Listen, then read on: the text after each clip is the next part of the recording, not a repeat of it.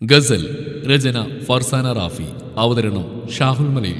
Editing ഷെരീസ് Poonoor. നിർമ്മാണം PNR creations. സാനിക്കയും ആഷിക്കയും ഫ്രണ്ടിലും ഞാനും ഷൈമയും ബാക്ക് സീറ്റിലും ഇരുന്നു. സാനിക്ക ചെറിയ സൗണ്ടിൽ സോങ് ഇട്ടു.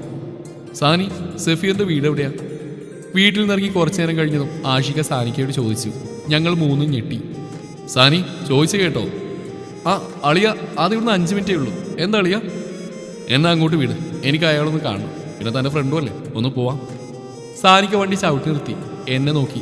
ഞാൻ അപ്പോഴും ഷോക്കിലാണ്. എന്താ സാനി? അതളിയ, അല്ലു. അതിനെന്താ, അല്ലുവിന് പ്രശ്നമുണ്ടോ? എന്നെ നോക്കി പുരികു ഉയർത്തി. ആഷിക വേണ്ട പ്ലീസ്, ഞാൻ വരില്ല. അലീമ വരും. അലീമ ആഷിറാണ്. ഞാൻ വിളിക്കുന്നിടത്ത് വരും. എന്നെ സ്നേഹിക്കാൻ ശ്രമിക്കുന്ന ഒരു പെണ്ണിന്, എൻ്റെ ഭാര്യയ്ക്ക് പഴയ കാമുകനെ കാണുന്നൊരു പ്രശ്നം വരില്ല. ഇനിയും അങ്ങോട്ട് വരില്ലെന്നാണ് സാനി, തിരിച്ചു പോവാം. ഈ യാത്ര കൊണ്ടൊരു ഫലവുമില്ല. ആഷിക്കയുടെ ഉറച്ച തീരുമാനമാണെന്ന് ആ വാക്കുകൾ മനസ്സിലാക്കി തന്നു. ഞാൻ ദയനീയമായി ആഷിക്കയെ നോക്കി. ആഷിക്ക നേരെ നിന്ന് നെഞ്ചിൽ കൈ പിണച്ചു വെച്ചു. ഞാൻ സാനിക്കയെ നോക്കി. പോകാമെന്ന് സാനിക്കയും ഷെയ്മയും പറഞ്ഞു. സാനിക്ക കാറ് സാറിൻ്റെ വീട്ടിലേക്ക് ഓടിച്ചു. ഇനിയൊരു കൂടിക്കാഴ്ച വേണ്ട തീരുമാനിച്ചിട്ട് ആഷിക്ക് എന്തിനാ ഇതിൽ ഇത്ര വാശി കാണിക്കുന്നേ? 5 മിനിറ്റിൽ ഞങ്ങൾ ആ വീടിൻ്റെ മുറ്റത്തെത്തി. സാനിക്കയും ഷെയ്മയും ആഷിക്കയും ഇറങ്ങി. ഞാൻ ഇറങ്ങാതെ ഇരുന്നു. ആഷിക വന്ന് എൻ്റെ ഭാഗത്ത് ഡോർ തുറന്നു. വാ ഇറങ്ങ് പ്ലീസ് ആഷിക, എനിക്ക് കഴിയില്ല. നിങ്ങളോടൊപ്പം പുതിയൊരു ജീവിതമാണ് ഇപ്പം എൻ്റെ മനസ്സിൽ. പിന്നെ എന്തിനാണ് ഇങ്ങനൊരു? ഇറങ്ങല്ലൂസേ. ആഷിക കയ്യിൽ പിടിച്ചിറക്കി. എൻ്റെ കൈകൾ കോർത്തു പിടിച്ചു. സാനിക ചെന്ന് ബെല്ലടിച്ചു. കുറച്ച് കഴിഞ്ഞ് മോള് വന്ന് ഡോർ തുറന്നു. എന്നിട്ട് അവൾ അകത്തേക്ക് ഓടി. തൊട്ടു പിന്നാലെ ഷർട്ടിൻ്റെ ബട്ടൺ ഇട്ടുകൊണ്ട് സാറും ഇറങ്ങി വന്നു. ഞാൻ നോട്ടം മാറ്റി. ആ സാനി. സാർ അടുത്തേക്ക് വന്നു. ഇത് ആഷിർ, അല്ലുവിൻ്റെ. സാനിക്ക് ആഷികയെ സാറിന് പരിചയപ്പെടുത്തി കൊടുത്തു. അവർ ഷെയ്ക്കാൻ കൊടുത്തു. അകത്തേക്ക് വാ. സാറ് ഞങ്ങൾ അകത്തേക്ക് കൂട്ടിക്കൊണ്ടുപോയി ഹാളിലിരുത്തി. വാപ്പിയും ഉമ്മയും ഒരു കല്യാണത്തിന് പോയതാ. സാറ് സാനിക്കയെ നോക്കി പറഞ്ഞു. അനു, 4 പേർക്ക് ചായ. സാർ അടുക്കളയിലേക്ക് നോക്കി പറഞ്ഞു. ഞാൻ സാറിനെ നോക്കാതെയാണ് ഇരുന്ന്. അപ്പോഴേക്കും ആഷിക്കൻ്റെ കൈകളിൽ മുറുക്കി പിടിച്ചിട്ടുണ്ടായിരുന്നു. അതെനിക്ക് നൽകുന്ന ധൈര്യം കുറച്ചൊന്നുമല്ല. ചായ. അത് പറഞ്ഞ് അവളെല്ലാവർക്കും ചായ തന്നു. ഞാൻ എടുക്കാൻ മടിച്ചപ്പോൾ ആഷിക അതെടുത്ത് എൻ്റെ കയ്യിൽ വെച്ച് തന്നു. ഞാൻ ആഷികയെ നോക്കി പുഞ്ചിരിച്ചു. ആഷിക എന്നെ കണ്ണുകൾ ചിമ്മി കാണിച്ചു. ചായ കുടിക്കാനായി മുന്നിലേക്ക് നോക്കിയപ്പോഴാണ് ഞങ്ങളെ നോക്കുന്ന സാറിനെ കണ്ടത്. ഞാൻ മൈൻഡ് ചെയ്യാതെ ചായ കുടിച്ചു. അന്ന് കണ്ടതിനേക്കാൾ അൻസിക്ക് മാറ്റമുണ്ടെന്ന് ഞാൻ ശ്രദ്ധിച്ചു. അവരെന്തൊക്കെയോ സംസാരിച്ചു. സാനി, നമുക്കിറങ്ങാം. ഇനി നാം മഞ്ഞിറങ്ങും. ആഷിക സാനിക്കയോട് പറഞ്ഞു. ഞങ്ങൾ എഴുന്നേറ്റു. എങ്ങോട്ടാ സാനി? സാറ് സാനിക്കയോട് ചോദിച്ചു. ഞങ്ങളുടെ ഹണിമൂൺ ട്രിപ്പാണ്, വയനാട് സ്റ്റേക്കേഷൻ. സാനിക്ക് പറഞ്ഞു. Okay Safeer, see you. Ashika അതും പറഞ്ഞ് സാറിനെ കൈ കൊടുത്ത് എൻ്റെ കയ്യിൽ പിടിച്ച് നടന്നു. സാനിക്കയും ഷൈമയും കാറിൽ കയറി. ഞങ്ങളെ നോക്കി മുറ്റു നിൽക്കുന്ന സാറിൻ്റെ അൻസിയുടെ അടുത്തേക്ക് ആഷിക വീണ്ടും എന്നെ കൊണ്ടുപോയി.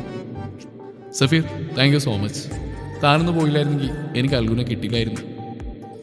തന്നെ സ്നേഹിക്കുന്നവർ ആരും വിഷമിക്കരുതെന്ന് കരുതുന്ന അല്ലുവിന് ആരെയും വേദനിപ്പിക്കാൻ കഴിയില്ല. അതുകൊണ്ടാണ് അല്ലു എൻ്റെ മെഹറിന് മുമ്പിൽ കഴുത്ത് നീട്ടിയത്. നിന്നെയോർത്ത് ഒരുപാട് സങ്കടപ്പെട്ടിട്ടും ഒരിക്കൽ പോലും വേദനിപ്പിക്കുന്ന ഒരു നോട്ടം പോലും എന്നെ നോക്കിയിട്ടില്ല. അല്ലുവിനെ സ്നേഹിക്കാനും അവളാൽ സ്നേഹിക്കപ്പെടാനും ഭാഗ്യം എനിക്കാണ്. അതും പറഞ്ഞ് ആഷികനെ ചേർത്ത് പിടിച്ചു.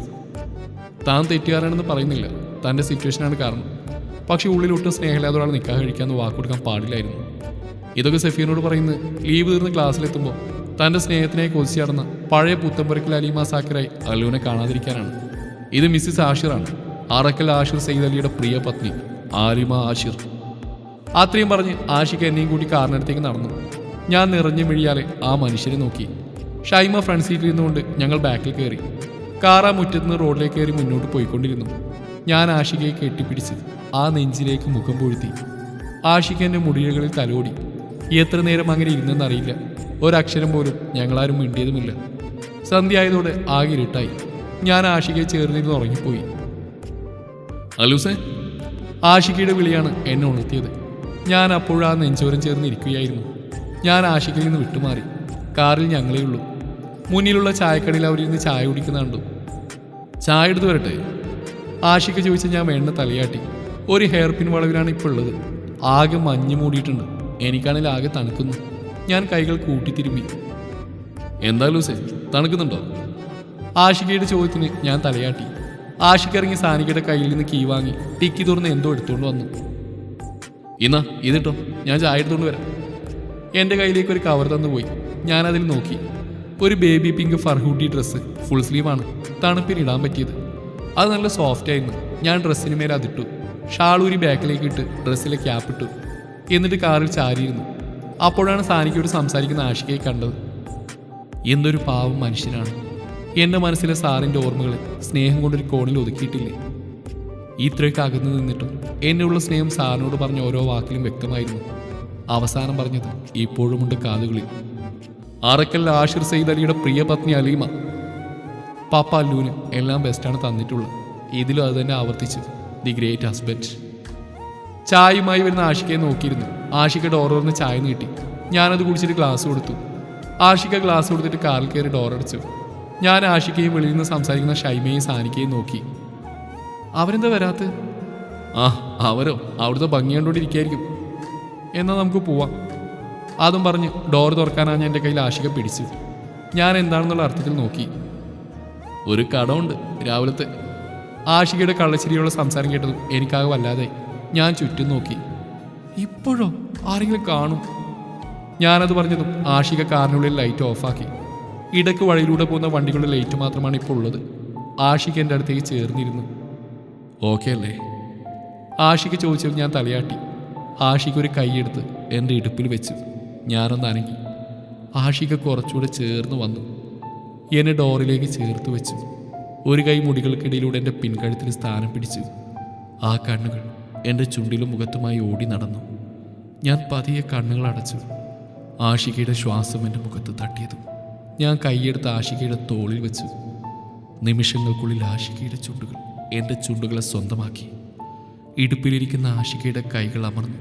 പിൻകഴുത്തിൽ കൈകൾ വെച്ച് ഉരസി ആഷികയുടെ ചുണ്ടുകൾ എന്നെ ആവേശത്തോടെ പ്രാപിച്ചു. എൻ്റെ കൈ അദ്ദേഹത്തിൻ്റെ തോളിൽ മുറുകി. ഞങ്ങളുടെ ആദ്യത്തെ ചുംബനം. നിമിഷങ്ങൾ കഴിയുന്തോറും എനിക്ക് വല്ലാണ്ട് വന്നു. എൻ്റെ കൈകൾ ആഷികയുടെ തോളിൽ മുറുക്കി. പെട്ടെന്ന് ആഷിക എൻ്റെ ചുണ്ടുകളെ സ്വതന്ത്രമാക്കി അല്പം അകന്നു. ഞാൻ ആ മുഖത്ത് നോക്കാൻ കഴിയാതെ കണ്ണുകൾ താഴേക്ക് വായിച്ചു. ഞങ്ങൾ രണ്ടാളും ഒന്നും മിണ്ടിയില്ല. അല്പസമയത്തിന് ശേഷം ആഷികയുടെ ചുണ്ടുകൾ എൻ്റെ നെറ്റിയിൽ പതിഞ്ഞു. ഞാൻ കണ്ണുകളടച്ച് ആ ചുംബനവും സ്വീകരിച്ചു. ആഷിക എൻ്റെ മുഖം അദ്ദേഹത്തിൻ്റെ ഇരു കൈകളിലും എടുത്ത് എൻ്റെ കണ്ണുകളിലേക്ക് നോക്കി. ഞാനും. എൻ്റെ ജീവിതം തുടങ്ങിയത് നിന്നോടൊപ്പമല്ല, പക്ഷേ എനിക്ക് ഉറപ്പുണ്ട് എൻ്റെ ജീവിതം അവസാനിക്കുന്നത് നിന്നോടൊപ്പമായിരിക്കും. ആ അവസാന നിമിഷം വരെ ഞാനുണ്ടാവും നിന്റെ കൂടെ. ഞങ്ങൾ ഇരുവരും കണ്ണുകളിലേക്ക് നോക്കി. ഞങ്ങളുടെ ചുണ്ടുകൾ തമ്മിലുള്ള അകലം വീണ്ടും കുറഞ്ഞു വന്നു. പക്ഷേ എൻ്റെ പ്രതീക്ഷയെ തെറ്റിച്ചുകൊണ്ട് ആഷികൻ്റെ കഴുത്തിലേക്ക് മുഖം പൂഴ്ത്തി. എന്നിൽ നിന്നും അറിയാതെ ഒരു ശബ്ദമുയർന്നു. എൻ്റെ കൈകൾ ആഷികയുടെ കയ്യിലും തോളിലുമായി ഓടി നടന്നു. ആഷികയുടെ കൈകൾ എൻ്റെ അരയിലും സ്ഥാനമുറച്ചു.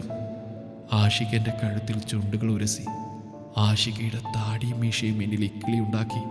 ഞാൻ ചെറുതായിട്ട് അനങ്ങാൻ തുടങ്ങി. എൻ്റെ നേരിയ ശബ്ദം കാറിനുള്ളിൽ നിറഞ്ഞു.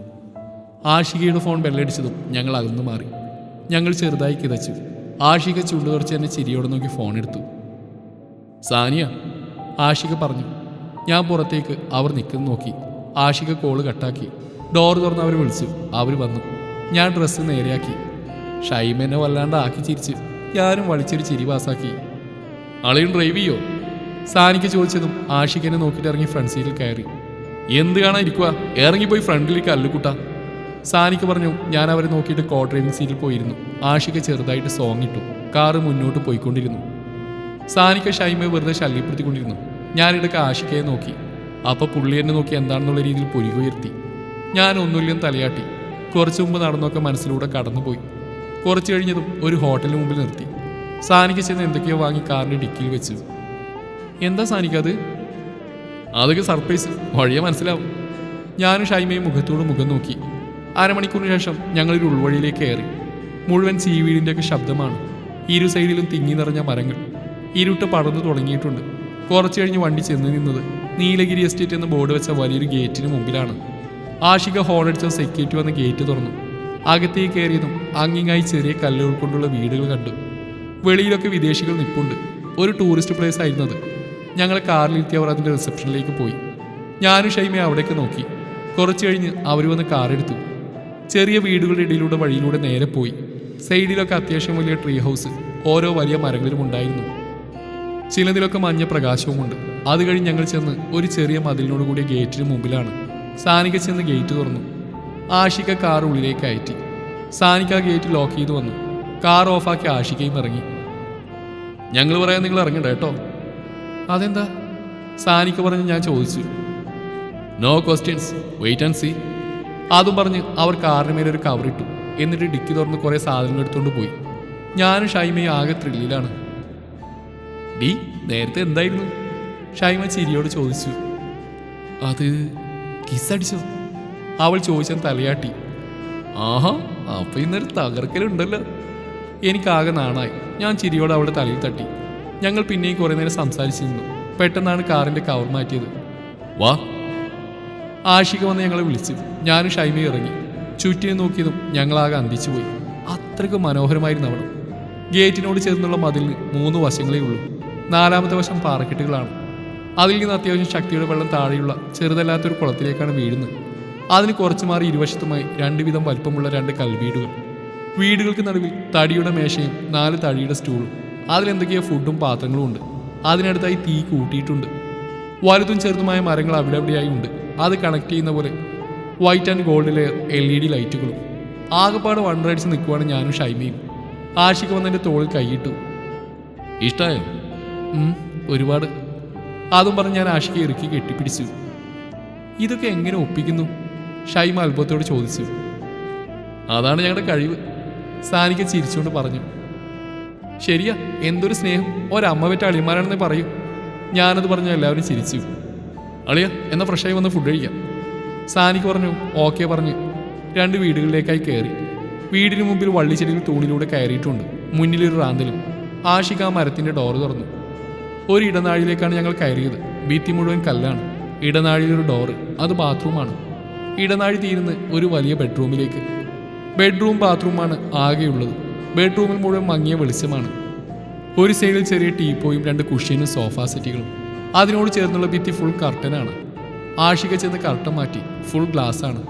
ഇടയ്ക്കൊരു ഡോറും. അതിനപ്പുറം വെളിയിൽ വെള്ളച്ചാട്ടവും കുളവും കാണാം. ഈ പുറത്തായി വലിയൊരു ബെഡ് ഭിത്തിയോട് ചേർന്ന് ഇട്ടിട്ടുണ്ട്.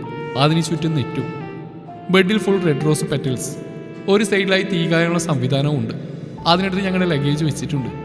ഞാൻ മുറിയാകെ നോക്കി. പെട്ടെന്ന് ആഷിക വന്നെൻ്റെ പിന്നിൽ കൂടി അരയിൽ കൈയിട്ടുന്ന് കെട്ടിപ്പിടിച്ചു. എൻ്റെ ഹുഡി ഡ്രസ്സിൻ്റെ ക്യാപ്പ് മാറ്റി മുടി മുന്നിലേക്ക് ഇട്ട് പിൻകഴുത്തിൽ മുഖമമർത്തി. ഞാൻ ചെറുതായിട്ട് ചിരിച്ചു. ആഷികയുടെ മുഖം പിൻകഴുത്തിൽ കൂടി ഓടി നടന്നു. കൈകൾ വയറിൽ കുസൃതി കാട്ടാൻ തുടങ്ങി. ഞാൻ ആഷികയുടെ നേരെ തിരിഞ്ഞു നിന്നു. ആഷിക എൻ്റെ കണ്ണുകളിലേക്ക് നോക്കി. എനിക്ക് വിശക്കുന്നു. ഞാൻ പറഞ്ഞത് ആഷിക ചിരിക്കാൻ തുടങ്ങി. എന്നെ വിട്ട് ആഷിക എൻ്റെ കവിളിൽ പിടിച്ച് വലിച്ചു. ഞാൻ വേദനിച്ച് ചെറുതായിട്ട് ഒച്ച വെച്ചു. ചെല്ല്, ഫ്രഷായി വാ. ഞാൻ തലയാട്ടി. ലഗേജിൽ നിന്ന് ഒരു നൈറ്റ് വെയർ എടുത്തു. ഞാൻ ആഷികയെ നോക്കി ചിരിച്ചിട്ട് ബാത്റൂമിൽ കയറി. ബാത്റൂം കണ്ട് ഞാൻ അന്തം വിട്ടു. ബാത്റൂമിന് നടുക്കായി വലിയൊരു മരം. ആ മരത്തിൻ്റെ സ്പേസ് വിട്ടിട്ട് മേളിൽ ഫുൾ ഗ്ലാസ്, താഴെ ഫുൾ മണ്ണ്. ബാത്ത് ടബിലേക്കും ഷവറിനടുത്തേക്കും ടോയ്ലറ്റ് സ്പേസിലേക്കും ഇടവിട്ട് കട്ടകൾ ഇട്ടിട്ടുണ്ട്. ഞാൻ ചുറ്റും നോക്കി. ഭിത്തിയിൽ വള്ളിച്ചെടികൾ വളർത്തിയിട്ടുണ്ട്. 2-3 റാന്തലുകൾ തൂക്കിയിട്ടുണ്ട് വെട്ടത്തിനായി. ഞാൻ കയറിയ സ്പീഡിൽ പുറത്തേക്ക് ഇറങ്ങി റൂമിലേക്ക് വന്നു. എന്തേ? എന്നെ കണ്ടത് ആഷിക സോഫയിൽ നിന്ന് എണീറ്റു. എനിക്കവിടെ ഫ്രഷാവും പേടിയാ. എന്താ? എന്തു പറ്റി? അവിടെ ഉള്ളിൽ വലിയൊരു മരം, പിന്നെ താഴെയൊക്കെ മണ്ണ്, ഭിത്തിനും ചെടിയിലൊക്കെ, മുകളിൽ ഗ്ലാസ്. വല്ല പാമ്പോ വല്ലോ. എന്നെ നിപ്പ് കണ്ടിട്ടാണ് തോന്നുന്നു ആഷിക ചിരിക്കുന്നുണ്ട്. ഞാൻ വരണോ കൂട്ടിന്? ആദ്യം ചോദിച്ച ആഷിക എൻ്റെ അടുത്തേക്ക് വന്നു. മീശ വിരിച്ച് കള്ളച്ചിരിയോടുള്ള വരവ് കണ്ട് ഞാൻ പുറകിലേക്ക് നടന്നു. ഞാൻ പുറകിലേക്ക് മാറും തോറും ആഷിക എന്നിലേക്ക് അടുത്തുകൊണ്ടിരുന്നു. ഞാൻ ബാത്റൂമിൻ്റെ ഡോറിൽ തട്ടി നിന്നു. ആഷിക വന്ന് നരക്കെട്ടി ചേർത്ത് പിടിച്ച് അകത്തേക്ക് കയറി. ഞാൻ കുതിറിക്കൊണ്ടിരുന്നു. ആഷിക അകത്തേക്ക് കയറി ഡോറടച്ചു. അപ്പോഴും ആഷികയുടെ കൈകൾ ബലമായി എന്നെ ചേർത്ത് പിടിച്ചിരുന്നു. ആഷിക എന്നെ അകത്തുള്ള ആ വലിയ മരത്തിലേക്ക് ചേർത്ത് നിർത്തി. ആഷികയുടെ കണ്ണുകൾ എന്നിൽ ഓടി നടന്നു. ആഷിക, ഞാൻ വിറയിലോടെ വിളിച്ചു. ആഷികയുടെ മുഖം എൻ്റെ കഴുത്തിലേക്ക് അടുപ്പിച്ച് അവിടേക്ക് നാവ് കൊണ്ട് ഉരസി. എൻ്റെ കയ്യിൽ നിന്നും ഡ്രസ്സൊക്കെ താഴേക്ക് വീണു. ഞാൻ ആഷികയെ ചുറ്റി പിടിച്ചു. ആഷിക ടോപ്പിനുള്ളിലൂടെ എൻ്റെ വയറിൽ തലോടിക്കൊണ്ട് എൻ്റെ കഴുത്തിൽ കിസ് ചെയ്തുകൊണ്ടിരുന്നു. ആഷിക മുഖമുയർത്തി നോക്കി. ഞാൻ മുഖം കുനിച്ചു നിന്നു. ആഷിക പെട്ടെന്ന് ടീഷർട്ട് ഊരി മാറ്റി. പടച്ചോനെ, ഇങ്ങനെ ഇതെന്തോന്നാ കാണിക്കുന്നേ? ടീഷർട്ടും താഴെ കിടന്നതിൻ്റെ ഡ്രസ്സും എടുത്ത് ഹാങ്ങറിലിട്ടു. വീണ്ടും അടുത്തു വന്ന് നിന്നു. തുടരും ഈ കഥയുടെ ബാക്കി ഭാഗം നാളെ ഇതേ സമയം.